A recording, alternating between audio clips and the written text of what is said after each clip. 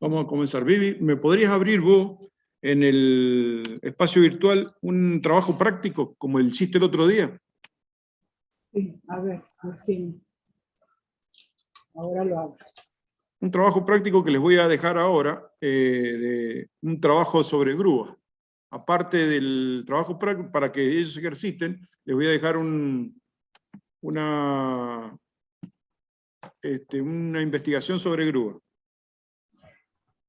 Van a tener que hacer como una pequeña monografía, así, una cosa así.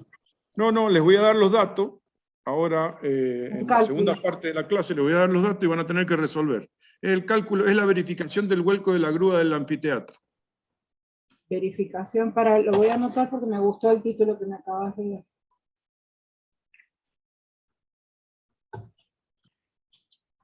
¿Cómo dijiste? Verificación. De vuelco de grúa, bueno, y habría que hacer referencia, no sé si es como es una cuestión didáctica, esta no creo que tengamos problemas.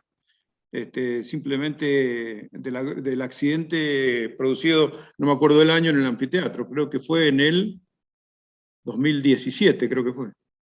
Bueno, le voy a poner entonces ese título para que ellos carguen un PDF o un Word, ¿verdad? ¿Es esa la idea? Exactamente. Sí, le doy los datos y ahora para que lo resuelvan en PDF o Word, para practicar un poco. Es muy fácil. Quiero decir, es trigonometría pura. Perfecto. Bien, vamos a empezar entonces. Aguárdame, ¿querés que grabe? ¿Para qué voy a Dale. grabar? Grabando en momento que se carga. 3, 2, 1, grabando. Bueno, buenas tardes para todos.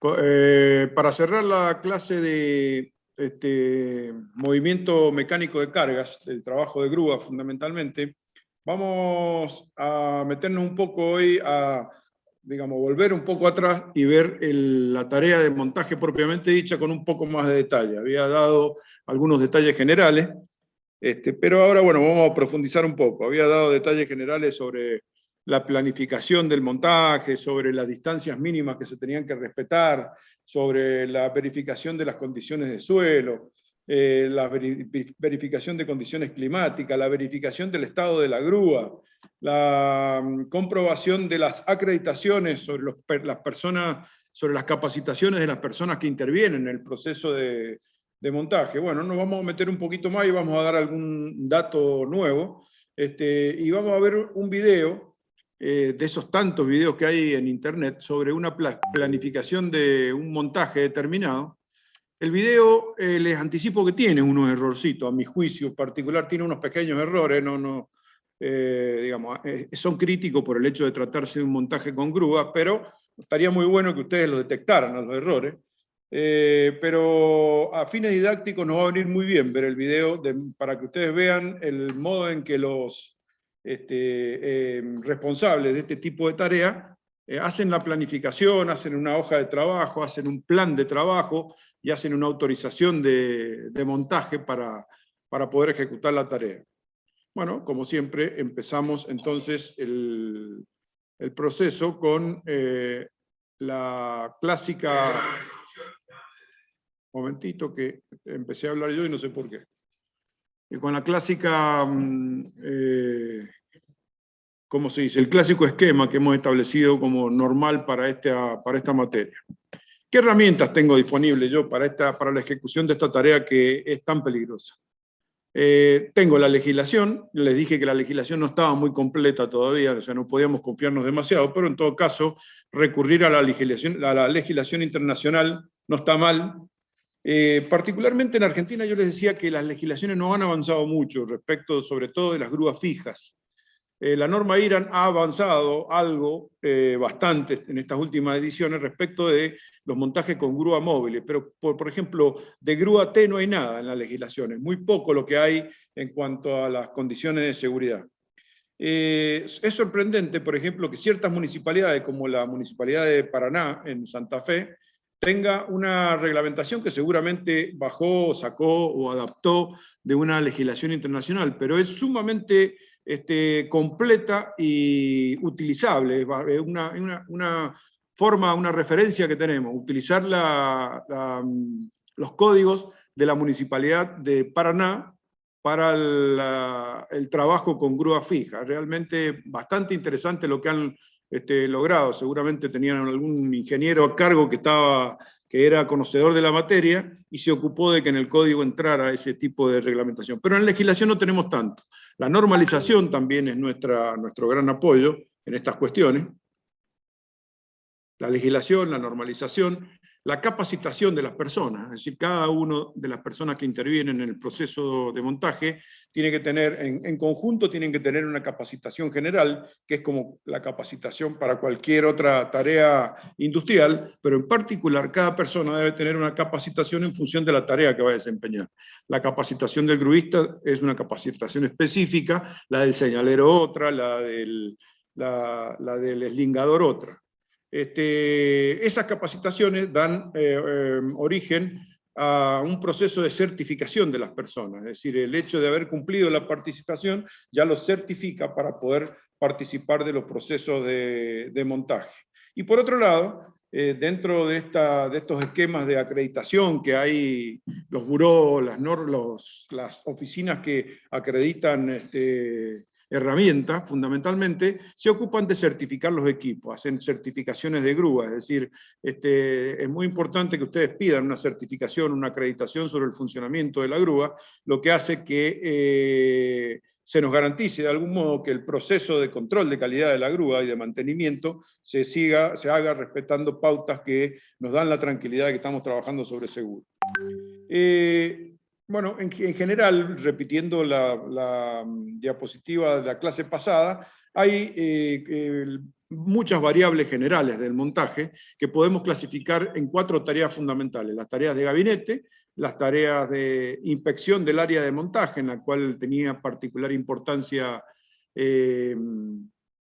la inspección del suelo, es decir, si no teníamos el suelo, siempre es una incógnita muy grande para cualquier emprendimiento de ingeniería. El suelo, que es donde va a ir montada la pieza que estemos emprendiendo, es una de las grandes incógnitas. Entonces, nunca es poco, o sea, nunca es demasiado lo que se invierte para saber exactamente las condiciones de suelo, porque sabiendo exactamente las condiciones de suelo, se minimizan los peligros incluso a veces hasta se pueden utilizar tensiones de trabajo que nos permiten ahorrar, digamos, monetariamente, en costos, por el hecho de que no sobredimensionamos o no subdimensionamos alguna condición del suelo por la desconfianza que le tenemos.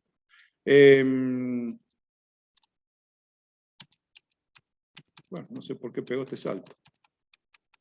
Se me fue a la punta. Bien, decíamos, las tareas de la inspección del área de montaje, después la tarea de selección e inspección de la grúa, que en ese caso era la cuenta que nosotros sacábamos aprovechando la trigonometría. Nosotros, digamos, gente entrenada en los procedimientos matemáticos no tenemos problema, pero verdaderamente si alguno tiene posibilidad de meterse en internet a ver los videos de capacitación del personal en el uso de la trigonometría básica, que realmente en muchos casos simplemente lo transforman en el uso de coeficientes. Si el ángulo es tal, multiplique por tal coeficiente, en donde ya están resueltas procesos trigonométricos que incluyen seno, coseno, tangente, que son bastante abstractos de entender para la persona que no está entrenada. Yo recuerdo cuando, en los primeros casos que me tocó participar, era muy común ver gruistas que solamente tuvieran la educación primaria completa. En la actualidad ya no pasa eso, por suerte ya los gruistas, los operadores de grúa, generalmente son gente ya con la secundaria completa. En general la educación ha ido subiendo su nivel, lo que facilita muchísimo las cosas para que comprendan la importancia de los procesos, porque acá hay mucha sutileza matemática mezclada.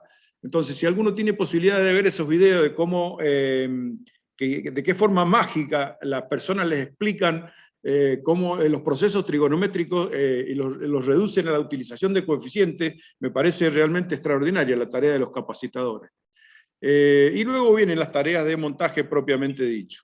Lo que van a ver a continuación es un video en el cual se pretende trasladar con una grúa determinada, que tiene una determinada condición geométrica, con una grúa determinada, trasladar una carga desde un punto A un punto B. Les repito, les recuerdo, que este video tiene algunos detallitos que yo les corregiría, ciertos pequeños errores, pero olvidémonos, olvidándose de uno de eso, me gusta la mecánica que han utilizado para la comprensión del problema. Vamos a ver, voy a bajar el volumen porque tiene una musiquita media...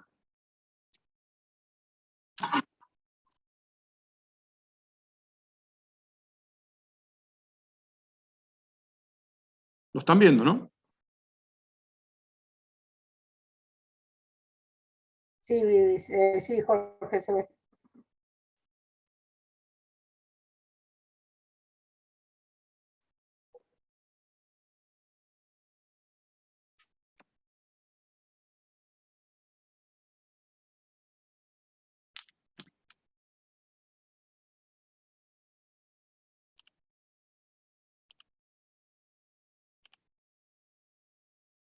Perdón, lo están viendo el video, ¿verdad? Sí, profe, no se escucha nomás. Sí, sí, se ve. Yo creo que sí. Otra vez tengo problemas de volumen. ¿Lo están viendo el video? Sí, Se profe. ve, pero no se escucha. No, le bajé la música porque tiene una música media extraña. Entonces, si lo están viendo, voy a volver un poco, voy a sacar el cartelito ese que le puse a ver video. Para que no... Esa era la musiquita que les decía. Bueno, los datos de la carga.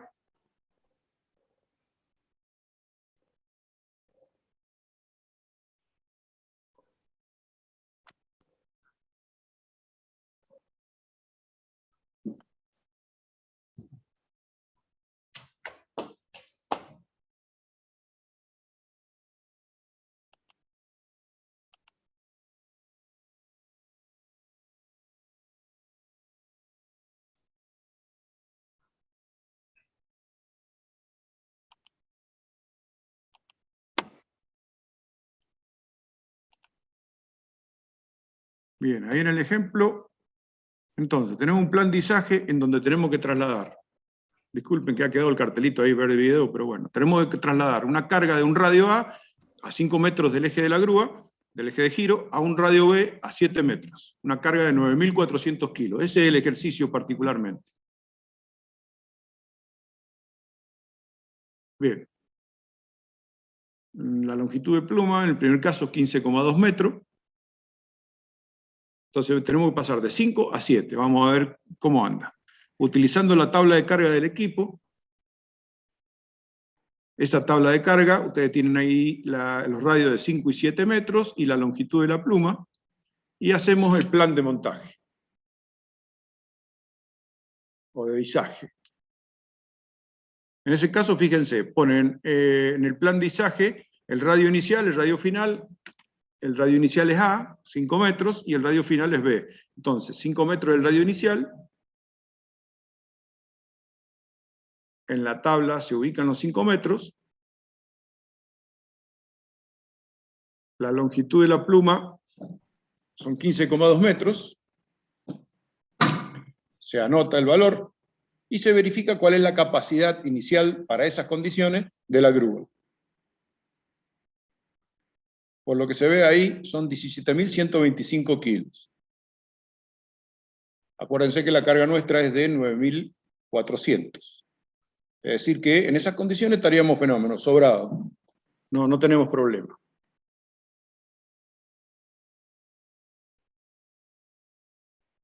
Bien.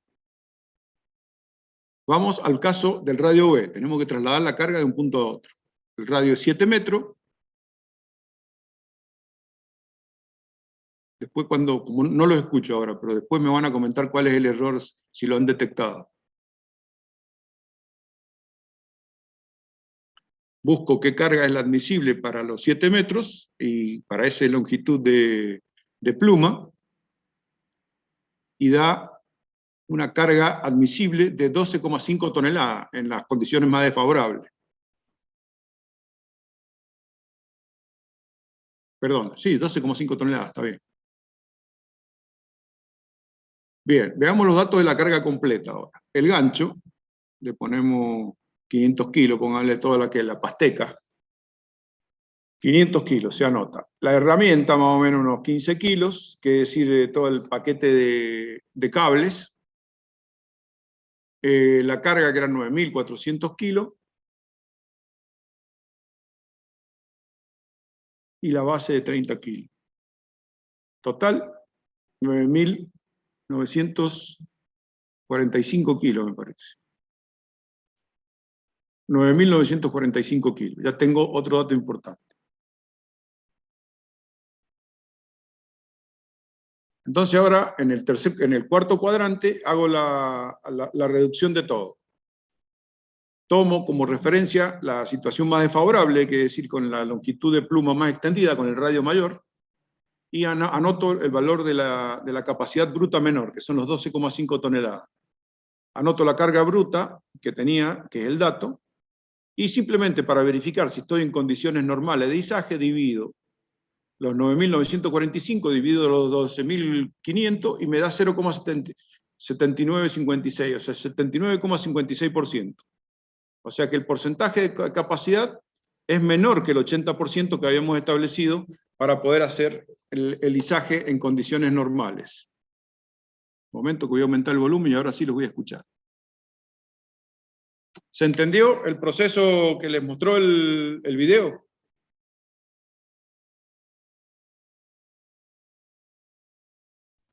Sí, profe. Un Creo poco que- rápido, pero sí. No, si quieren lo paso de nuevo, pero ¿alguien logró detectar cuál es el error?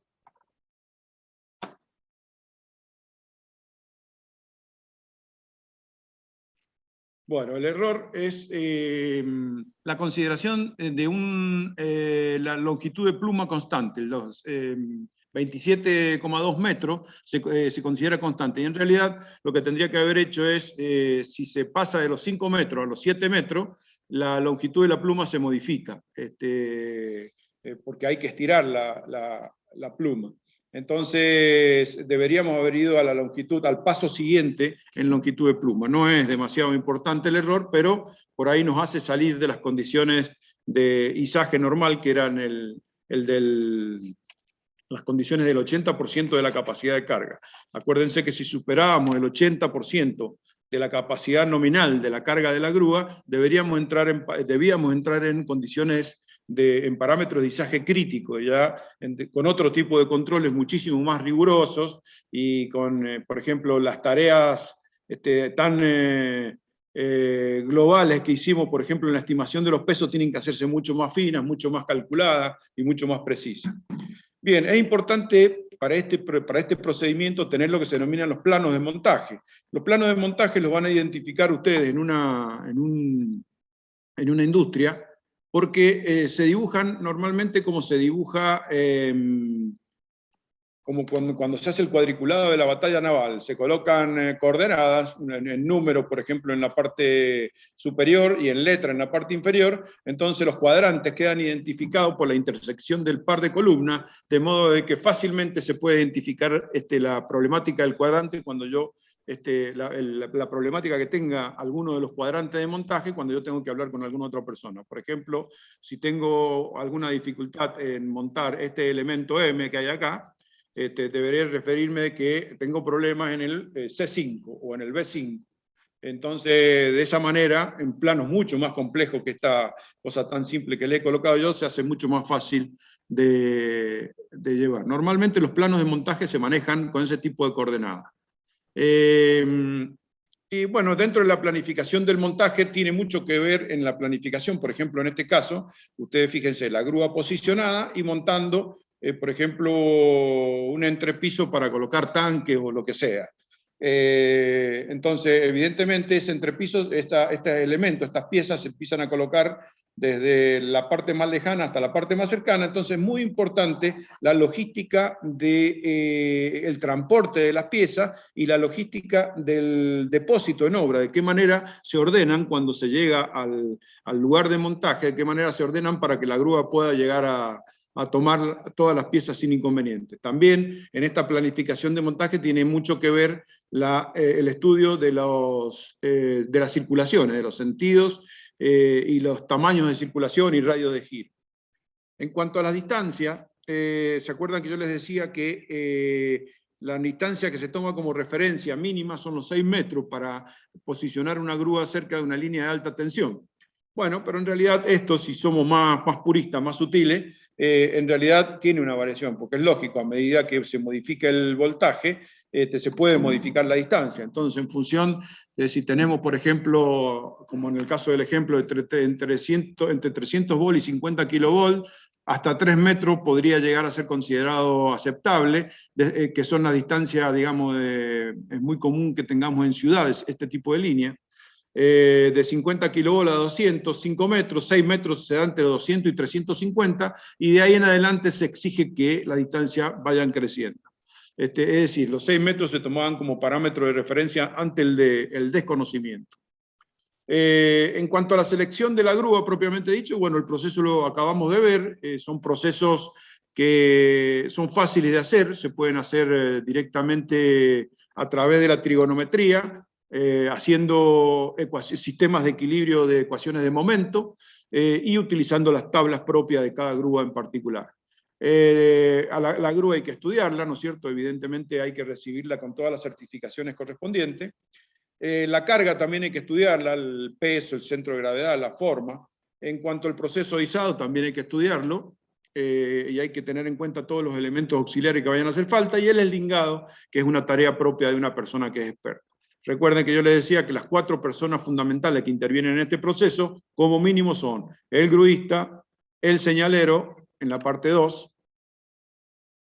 el gruista, el señalero, la persona del cable de comando y el lingador, que es el que va a encargarse de las condiciones de la tabla. Cada una tiene su capacitación, como les decía, el señalero evidentemente debe estar entrenado para este tipo de señas que son el Código Internacional de Señas. El gruista es una persona muy particular, verdaderamente los gruistas tienen que ser personas muy entrenadas. Tiene que, para hacer la selección del gruista y para lograr su carné habilitante, tiene que tener conocimientos generales de aritmética y electricidad, tiene que hacer un curso de 200 horas del manejo de carga, que es todo lo que ustedes están viendo ahora. En realidad el curso de 200 horas es general para todo el tipo de manejo de carga, y para los gruistas acreditados son 50 horas más, son 250 horas.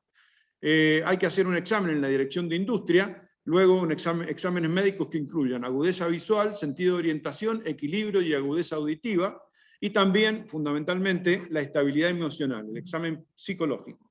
No podemos mandar a un psicópata ahí arriba porque puede pasar cualquier cosa. Eso da origen a la obtención de un certificado. Las grúas también tienen su propio certificado de gestión de calidad. Las grúas, hay empresas que extienden certificaciones de grúas. Todo eso conforma todo un paquete de exigencias que me ocupo de resaltarlos y de ponerle mucho acento por el hecho de que verdaderamente esta es una tarea sumamente crítica. Cada vez que tengan un proceso de montaje, digamos, si no pierden un poquito el sueño, si en el día anterior al proceso de montaje, si no andan nerviosos, quiere decir que son unas personas demasiado tranquilas, porque realmente son procesos que asustan en función de la cantidad de peligro que se desata. A partir de ahí, puedo hacer la evaluación de riesgo, como siempre hacíamos. Y en cuanto al control, todos los elementos que participan en el izaje tienen 2 tipos de inspecciones. Hay una inspección frecuente, que son diarias, quincenales o mensuales, se preestablecen para elementos que tengan partes móviles, la grúa sobre todo, y también están a cargo de esas inspecciones de los operadores, los capataces y los encargados. Esta inspección frecuente involucra normalmente inspecciones visuales. Las inspecciones, la gente que está acostumbrada a mirar estos elementos de carga, con un golpe de vista ya realmente marca diferencia en cuanto a la detección de fallas. Evidentemente hay ciertas fallas, microfisuras y todo eso que se va a necesitar la participación de otro tipo de tecnología, pero entra en lo que se denominan inspecciones periódicas. Estas inspecciones periódicas son inspecciones anuales y las tiene que hacer personal técnico calificado de algún laboratorio que uno contrate. En cuanto a los elementos de izaje, bueno, hay que inspeccionar todos los hidráulicos, todos los sistemas hidráulicos, hay que hacer una inspección frecuente. Las mangueras de los hidráulicos son objeto de falla, de muchas fallas, es decir, que siempre tiene que investigarse la ausencia de pérdida en las mangueras, la bobina de la grúa, que el cable se enrolle correctamente, que no haya cables montados unos con otros. Hay que inspeccionar el gancho y toda su pasteca. Otra inspección que es muy importante, que ya es una inspección más periódica, anual, es la inspección de la deformación permanente de la pluma. Las grúas que están mucho tiempo trabajando en su longitud máxima sufren ese tipo de deformación que ustedes ven ahí. Ese tipo de deformación permanente ante un valor determinado de carga tiene una limitación. Entonces, en los manuales de las grúas vienen esas limitaciones. Cuando la grúa excede un determinado valor de limitación, quiere decir que ha estado sometida a desgastes que superan el valor mínimo aceptable.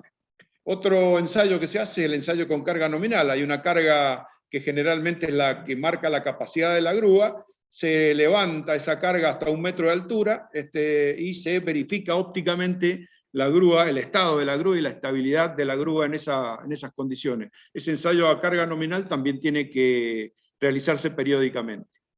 Antes de autorizar el posicionamiento, como les decía, verificar las condiciones de suelo y hacer la prueba en blanco. La prueba en blanco es la carga que se va a levantar, es lo mismo que la prueba nominal. Se levantaba 1 metro de altura, se suspendía unos minutos y se volvía a bajar. Y en esos minutos uno se ocupa de mirar la grúa si no hay inestabilidades o peligros que se estén manifestando, por ejemplo, pérdidas de algún hidráulico.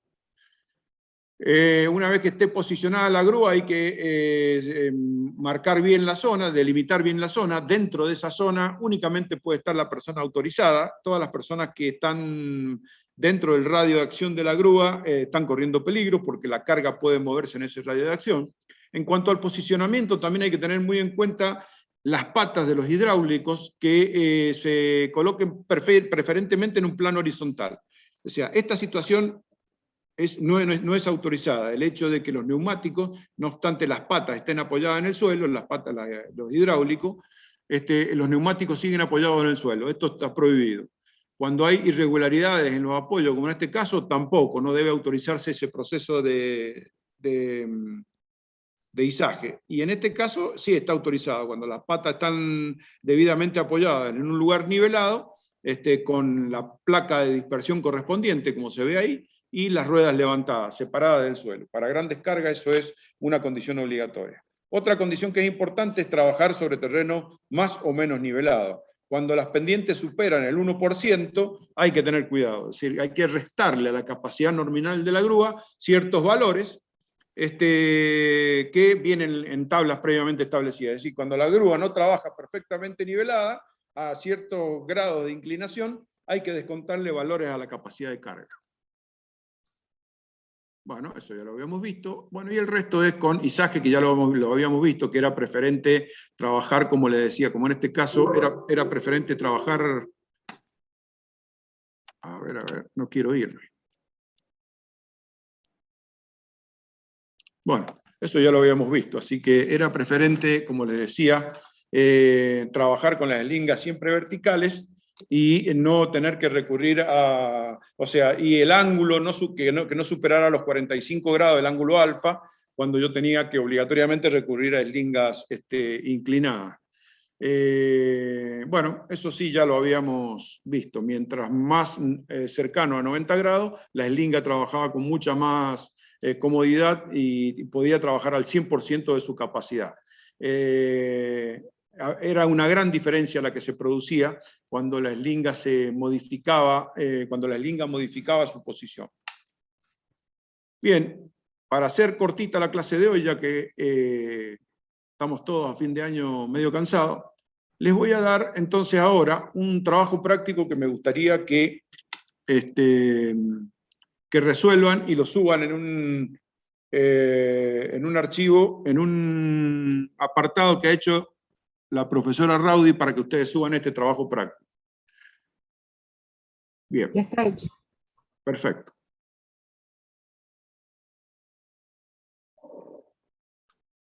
Un momentito, que abro el...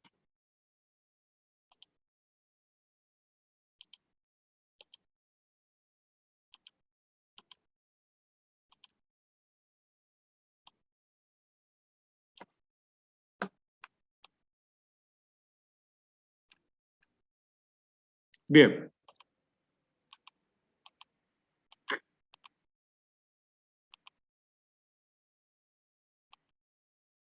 Esto ya lo habíamos visto ayer, las tablas. Estos son algunos ejercicios para poder considerar ciertos ejercicios con más precisión que otros. Este particularmente es para un ejercicio que habla sobre el montaje de unas columnas en unas bases. Ustedes fíjense que están insinuadas las bases ahí en forma, esos cuadrados que se ven ahí son las bases, digamos, las excavaciones hechas para poder montar unas columnas para un galpón. Entonces, bueno, si la columna está depositada como está ahí, se les pide que calculen la posibilidad de con esa grúa poder montarla y si da la capacidad de carga. Se le da en ese trabajo se les da la tensión admisible, la tensión del hormigón, digamos la densidad del hormigón en estado seco, y bueno, y se verifica si la grúa da. El problema es este. Bien. Este es un tema que se nos dio hace unos años atrás, que tuvimos en la fiesta de la vendimia, cuando a una grúa se le cayó, cuando se volcó una grúa, y quedó una parrilla de luces, casi cae encima de la gente que estaba bailando allá abajo o practicando para hacer el espectáculo de la fiesta de la vendimia. La función que cumple esto que les voy a mostrar a ustedes es una función meramente didáctica. Estamos acá en un recinto universitario, es decir, no podemos dar esos lujos de tomar ciertas cosas y criticarlas a fines de que ustedes tomen conciencia de cómo se debe trabajar muchas veces digamos, en condiciones con poca información. Entonces el ingeniero tiene que rebuscársela para encontrar esa información. Entonces, para esto trabajé con las fotos del diario y con imágenes del Google Maps, para poder sacar el tamaño del anfiteatro. No tenía ningún dato, la verdad. Entonces, para poder sacar más o menos las cuestiones, me manejé con estas fotos. Ustedes fíjense que se cae la plataforma de luces, esa parrilla, que estaba sostenida por dos grúas, una grúa T y una grúa móvil de 28 toneladas. El peso de la grúa, de una grúa de 28 toneladas, ustedes si van a las tablas de grúa de entre 20 y 30 toneladas, van a ver que la tara de la grúa, el peso propiamente de la grúa, anda entre los 6,5 y los 7,5 toneladas, en general, las grúas telescópicas. Entonces, para esto, me tomé la licencia de yo tomar un valor intermedio, tomé 7,2 toneladas. Y la distancia entre el eje de giro y los gatos es de 12 metros, no 20 metros. 12 metros, acá hay un error. Es de 12 metros. Esos datos anótenlo, por favor. El peso de la grúa, propiamente dicho, es 7,2 toneladas, y la distancia entre las patas, es decir, la pata de apoyo y el centro de gravedad de la grúa, es de 12 metros. 12 metros. Es un error ese que se quedó 20 metros. Fíjense, entonces mirando la foto esa, ustedes ven que la parrilla de luces está conformado por varios equipos de luces. Pueden multiplicar la cantidad de líneas estas por la cantidad de reflectores que hay acá abajo, y podemos sacar más o menos, ahí tienen otro detalle, ven que está armado con caños estructurales, que por el tamaño que tienen debe tener más o menos 3 pulgadas cada caño. Son caños cilíndricos de 3 pulgadas, y yo me imagino que el que lo calculó tiene que haber considerado un espesor, yo me imaginé, ¿no? Estas cosas son propia, digamos, concepción personal. Me imaginé que el espesor de cada barra era más o menos 3,2 milímetros. Acuérdense que vienen de 1,6 milímetros, los caños estructurales vienen de 1,6 milímetros de espesor, de ahí salta a 2,5 milímetros de espesor, y de ahí salta a 3,2 milímetros de espesor. El espesor más confiable para trabajo en zona urbana, que son los que me han tocado, digamos, no en plataformas petroleras, es 3,2. 2,5, 3,2. Entonces yo consideré que eran caños estructurales, los montantes, los cordones superiores e inferiores de esta parrilla, caños estructurales de 3 pulgadas de diámetro y de 3,2 milímetros de espesor. Y las diagonales y los montantes que ustedes ven ahí, estos derechitos que ven en forma de escalera, están formados por caños estructural de 1 pulgada, también de un espesor de 3,2 milímetros. En función de eso, bueno, ahí tienen la foto de la grúa volcada, ahí se deduce que es una grúa de 20, 25 20 o 30 toneladas, ya van a ver un poquito más adelante el dibujo de la grúa. Bueno, y ahí empezamos. Entonces, el izado, establezcamos la situación, se hizo el izado con 2 grúas, ya estaba fuera de protocolo porque no se puede hacer izado con 2 grúas. Se hizo, el trabajo de izado se hizo de noche, es decir, estábamos dentro de zona peligrosa. El área no estaba desalojada, como siempre se dice que hay que desalojar todo el área donde hay movimiento. Y bueno, y el cable no trabaja en forma vertical, son datos que necesitamos.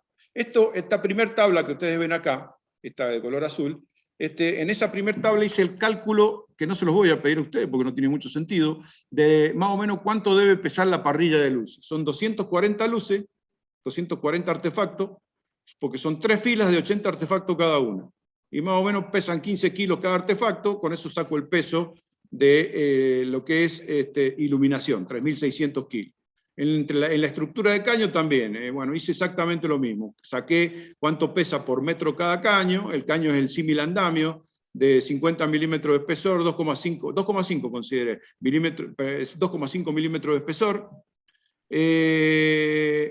más o menos por el tamaño que se veía en la foto, comparando con las personas, dio las medidas, que en total, bueno, saqué el cómputo y dábamos unos 3.000 kilos de caño. Los 3.000 kilos más lo que es el equipo de luces da aproximadamente 6.600 kilos, lo que redondea 7.000 kilos. Es decir, esa parrilla pesaba 7.000 kilos.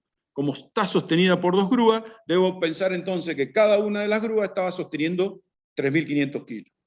Entonces no es una carga, para una grúa de 28 toneladas, 3.500 kilos no es una carga, en ciertas condiciones no es una carga importante. Bien, y hasta acá llego yo con los datos que les doy a ustedes. La situación de la grúa que volcó era esa. Una grúa de 28 toneladas, estaba extendida más o menos cuando se veía la foto, calculo yo, a unos 38 metros de altura, la longitud a 32,7 para darle un módulo propio de la tabla, longitud de extensión de la pluma. Fíjense que la grúa, bueno, la distancia entre el centro de gravedad y la pata de apoyo era 12 metros, 20 metros había de extensión de suma, digamos, desde la pata hasta el extremo de la pluma, y el hecho de que el cable esté en forma diagonal, como ustedes ven ahí, hace que aparezca una componente horizontal, la componente vertical, que eran los 3.500 kilos, esa va a estar siempre, pero hace que aparezca una componente horizontal que va a participar de la ecuación de momento. De las fotos satelitales sacamos más o menos la distancia, estos 20 metros y estos 65 metros hasta el centro, más o menos a escala se saca la distancia en el Google Maps, y unos 40 metros de profundidad. En función entonces de esas cuestiones, de esos esquemas que son geométricos que les he dado, deberían calcular la estabilidad de esa grúa. Deberían calcular la estabilidad de esa grúa. Ese es el ejercicio que yo les propongo. Si pueden hacer una captura de pantalla de esto para que les quede, para poder resolver. ¿Pueden ustedes ahora? O una foto con el celular pueden sacarla.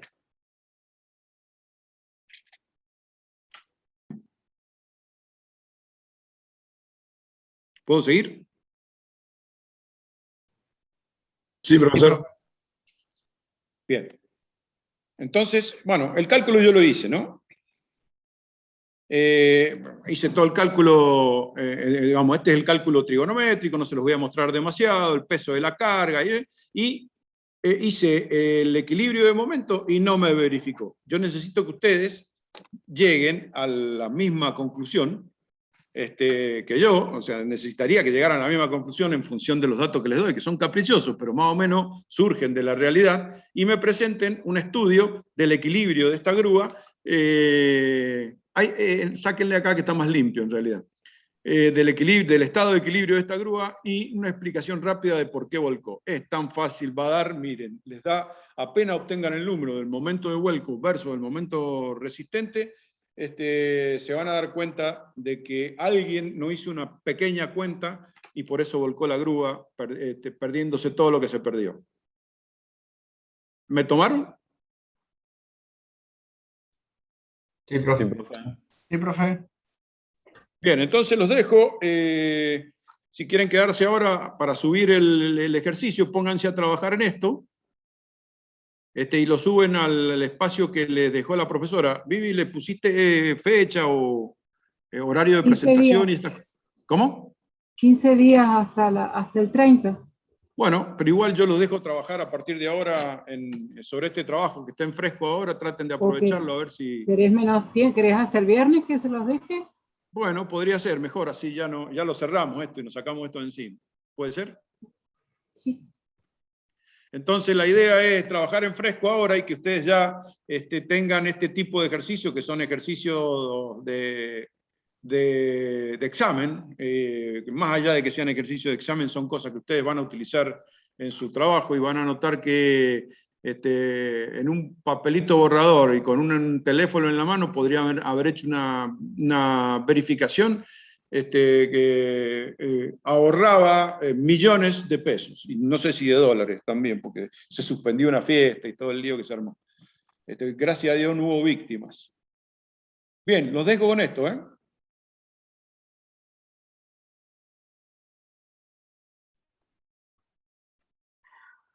Profe, y una consulta, la componente horizontal, ¿cómo la sacaríamos? O sea, la vertical es el peso. Mira, te muestro rápido. Esa pregunta ni me las deberías haber hecho. Yo trabajé con la tangente, yo tengo la componente vertical y el ángulo te doy de 49 grados, más o menos, viste que te di un ángulo ahí.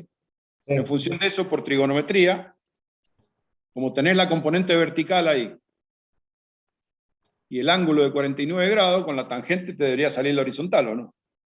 Bien, sí, perfecto. Genial.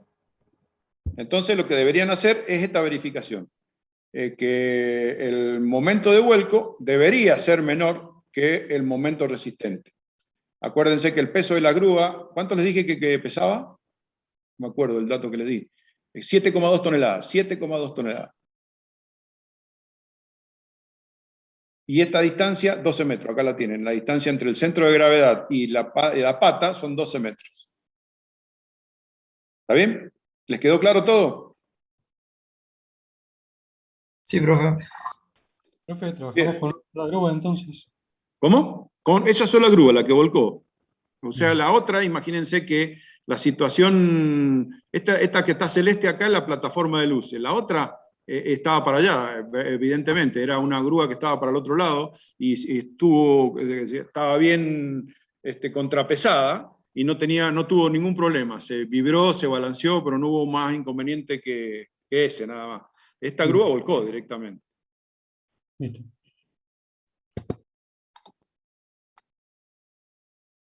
Entonces, la conclusión que van a sacar, si es que hacen la cuenta igual que la saqué yo, es que en este caso el momento de vuelco superó largamente al momento resistente, por eso volcó la grúa. Entonces, no deben permitirse componentes horizontales en el trabajo con grúa. Si tiene que trabajarse a dos grúas, que va a aparecer un componente horizontal, debería analizarse previamente y no debería superar el coeficiente de seguridad que les di de 1,4. Es decir, que el momento resistente sea como mínimo 1,4 el momento de vuelco. ¿Se acuerdan de ayer? Bien. Sí. Esta clase termina hoy acá. No sé si Vivi querrá decir algo. ¿No? Bien. No. Bueno, les va a llegar ahora, porque como todos los años, hacíamos antes el curso de reanimación cardiopulmonar y de primeros auxilios. Este año lo hemos podido volver a hacer, obviamente que con las condiciones de protocolo que nos pide la facultad, y va a ser dictado los días martes 26 de octubre y 2 de noviembre. Es en forma presencial y es para todos, ¿sí? Entonces, yo les voy a mandar el formulario para la inscripción, es gratuito, a ustedes no les no les va a costar nada.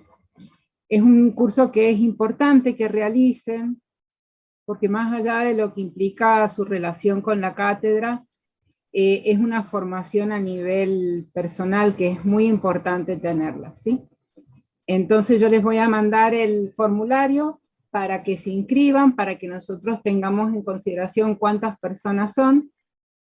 Lo vamos a hacer ahí en el anfiteatro.